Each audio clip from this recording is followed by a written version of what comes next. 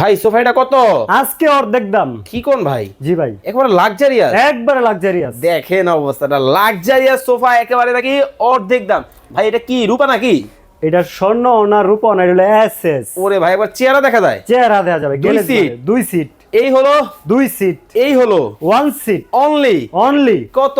পানির দাম আজকে যদি নেন এটা পড়বে 22,000 টাকা সেট, সাথে একটা ফ্রি। ওরে ভাই কয় সিট ফ্রি?